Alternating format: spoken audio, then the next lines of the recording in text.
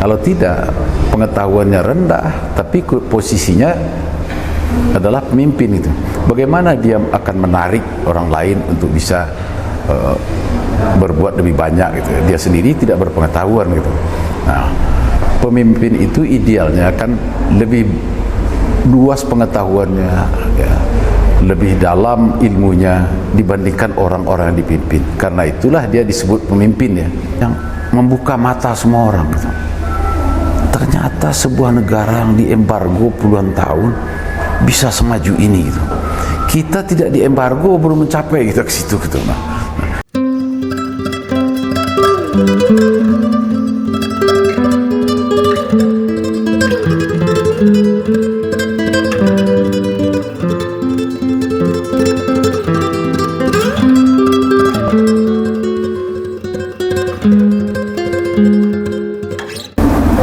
Keberadaan generasi muda sebagai pelanjut perjuangan itu semacam sunatullah, sebuah kenyataan yang berlangsung dari waktu ke waktu.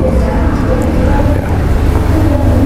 Mereka lah pada akhirnya yang akan melanjutkan apa yang sudah dirintis oleh generasi sekarang, dan mereka lah sebenarnya yang akan jadi tumpuan harapan masa depan.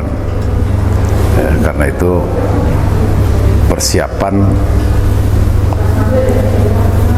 pembekalan generasi muda kita sangat penting bagi kelangsungan dan kejayaan masa depan daerah maupun bangsa Indonesia. Karena itu perhatian kita tidak boleh terputus dan tidak boleh abai sama sekali dengan terhadap generasi muda di negeri ini.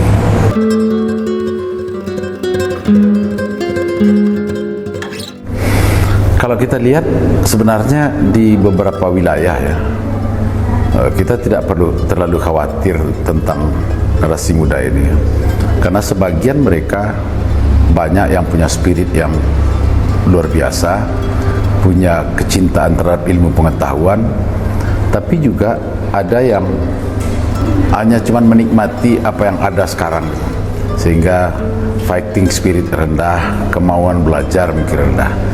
Nah, inilah yang harus kita pupuk terus menerus, kita bangun suasana di mana generasi muda kita itu mencintai kemajuan, mencintai ilmu pengetahuan, dan tetap berpijak kepada akar budayanya, sehingga dia maju tetap dalam suasana kultur Indonesia yang kita agung-agungkan itu. Jadi kita tidak menjadi asing dengan kemajuan, tapi kemajuan berbasis kepada agama dan pada nilai-nilai luhur yang baik yang kita hormati selama ini gitu. Sehingga kemajuan itu ya, tidak membuat kita asing, ya, merasa asing di rumah kita sendiri gitu.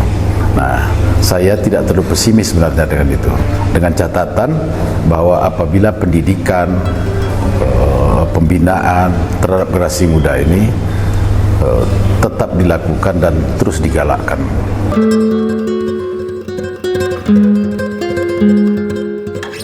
Di luar negeri, terutama di negara-negara maju kan, pendidikan itu mendapat tempat yang istimewa, baik dari suasana pendidikannya maupun infrastruktur pendidikan itu sendiri, sehingga semua orang itu didorong untuk meraih ilmu pengetahuan setinggi-tingginya.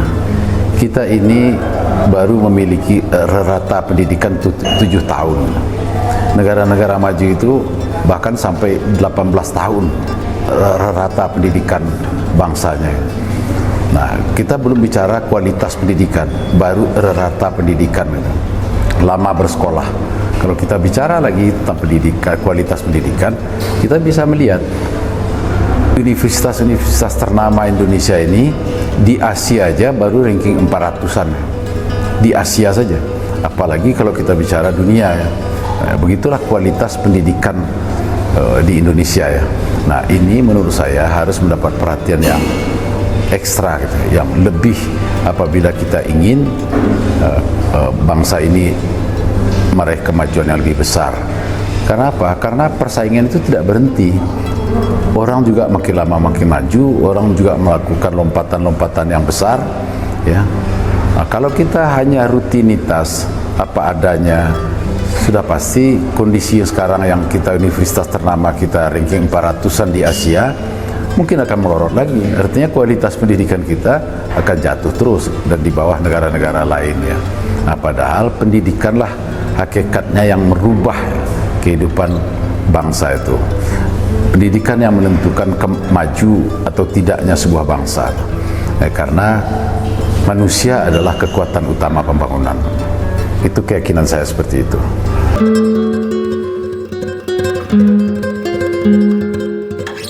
Saya menonton banyak banyak video. Apakah itu bisa mewakili atau tidak? Kemampuan berhitung kita aja masih rendah kalau kita lihat di video itu, ya. Pengetahuan umum kita masih rendah. Ibu kota provinsi aja banyak anak-anak SMA kita yang tidak hafal, kan. Ibu kota provinsi. Belum kita bicara yang lebih jauh lagi dari itu. Nah, ini menandakan bahwa pengetahuan umum generasi kita ini perlu untuk kita tingkatkan terus-menerus, dan kondisi yang ada itu harus kita evaluasi, ya. Apakah kita sudah berada pada posisi yang memadai atau memang kita jauh sekali tertinggal dibandingkan orang lain. Soal kemauan membaca misalnya, kita itu kemauan membaca kita 0,01 gitu. Sementara orang lain, ya, sudah mencapai 20% dari buku yang dibaca. Kita membaca buku aja 0,01 buku per tahun yang dibaca. Itu hasil riset. Sementara negara-negara lain yang lebih maju sampai 30 buku per tahun mereka baca. Nah, itu data lain yang menunjukkan bahwa kita jauh tertinggal sebagai bangsa, ya.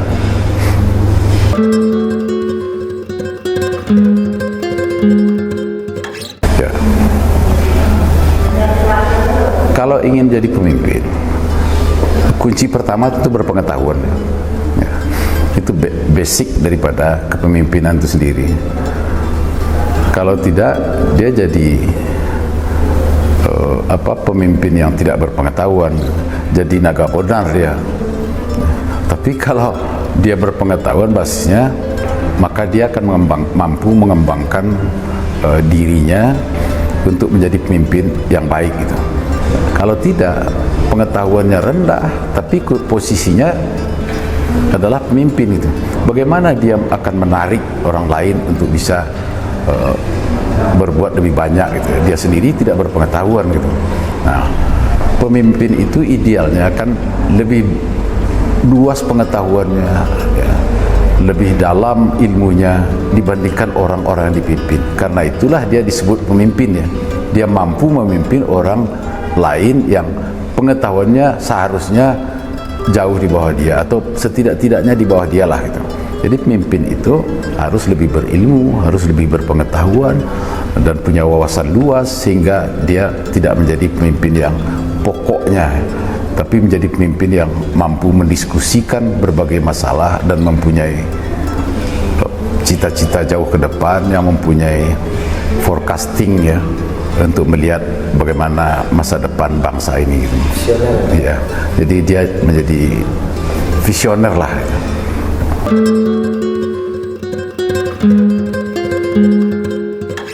Ya, kalau pemimpin itu yang wajib bagi seorang pemimpin itu adalah visi. Dia memiliki cita-cita, dia memiliki ide, dia punya mimpi. Kalau dia memimpin sebuah daerah, dia tahu kemana daerah itu akan dibawa, akan seperti apa daerah ini 5 tahun ke depan. Dia punya mimpi akan merubah keadaan yang ada sekarang itu menjadi lebih baik dari semua sektor.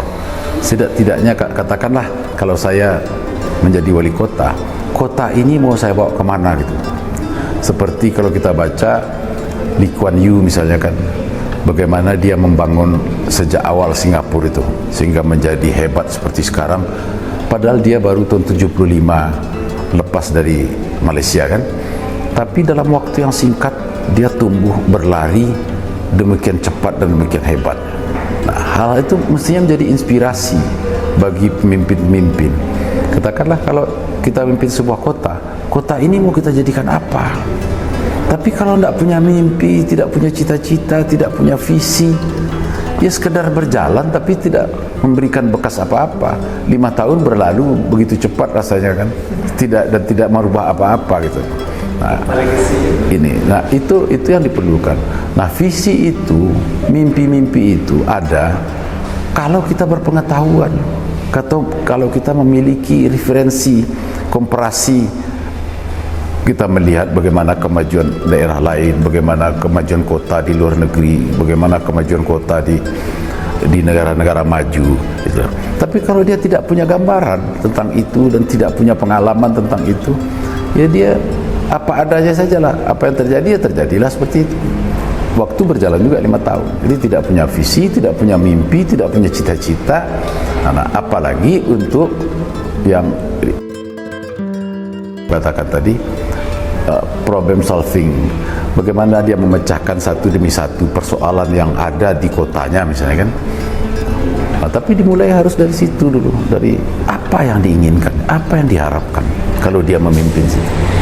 Kalau memecahkan masalah itu satu demi satu harus tuntas, itu dia harus kenal masalahnya apa, akar masalahnya apa, baru bagaimana cara menyelesaikannya gitu. Itu pemimpin itu.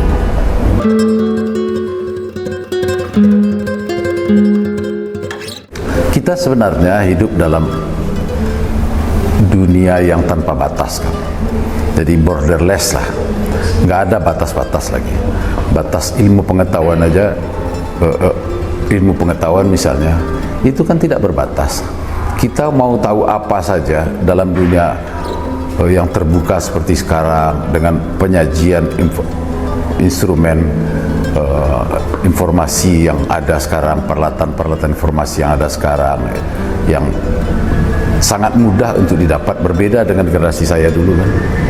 Apalagi dengan artificial intelligence ini kan, bertambah mudah lagi. Next mungkin 5 tahun lagi akan ada temuan baru lagi, 10 tahun lagi ada temuan baru lagi. Kalau kita tidur ya kita tidak dapat apa, kita akan digilas oleh zaman ini. Kita digilas oleh zaman. Orang lain sudah mencapai suatu titik tertentu, kita masih pada level yang rendah gitu. Nah, akhirnya kita hanya akan jadi konsumen saja, akan menikmati karya-karya orang lain dengan membayar, tapi kita tidak menghasilkan apa-apa gitu.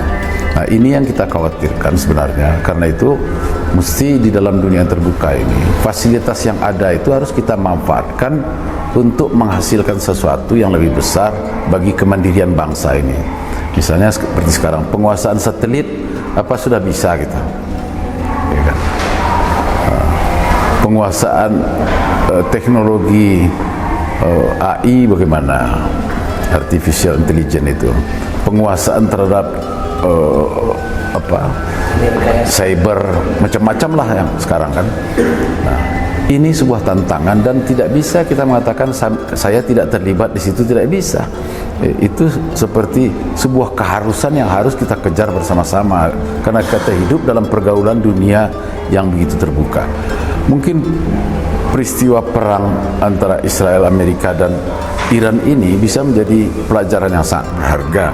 Negara yang diembargo 47 tahun tiba-tiba mengejutkan dunia ya dengan konsep asimetris perangnya itu, yang membuka mata semua orang gitu. Ternyata sebuah negara yang diembargo puluhan tahun bisa semaju ini gitu. Kita tidak diembargo belum mencapai kita ke situ gitu. Nah, itu kan harusnya memotivasi kita, anak-anak bangsa ini, bagaimana penguasaan pengetahuan teknologi itu harus ya direbut dan ya benar-benar menjadi perhatian ya semua orang.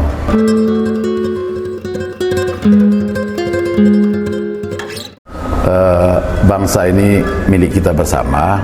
Generasi muda adalah penentu masa depan bangsa ini. Karena itu kelalaian kita dalam menyiapkan generasi muda untuk menjawab tantangan masa depan sebenarnya adalah sebuah kekalahan itu. Ya, sebuah kekalahan dan sebuah kehancuran. Karena itulah perlu ada usaha-usaha yang lebih keras untuk bisa kita menyiapkan generasi muda kita sekarang ini, sehingga kita mampu pula melakukan lompatan besar menjawab tantangan masa depan yang sulit kita prediksi ya. Tapi yang pasti bahwa masa depan itu pasti lebih maju daripada apa yang ada sekarang. Nah, apabila kita lalai, maka bangsa kita ini akan terpuruk. Karena itu kata kuncinya adalah bagaimana membangun spirit untuk terus belajar, untuk merebut ilmu pengetahuan dan teknologi, disuntikkan kepada generasi-generasi muda kita ini, diberikan dia wawasan, diberikan dia pengetahuan untuk dia paham bahwa bangsa ini terletak di tangannya gitu. Kemajuan ini ada di tangannya gitu. Dan bagi kita generasi tua, kelalaian kita ya dalam membina, menyiapkan generasi muda adalah sebuah kesalahan yang sangat fatal gitu, untuk kepentingan bangsa ini.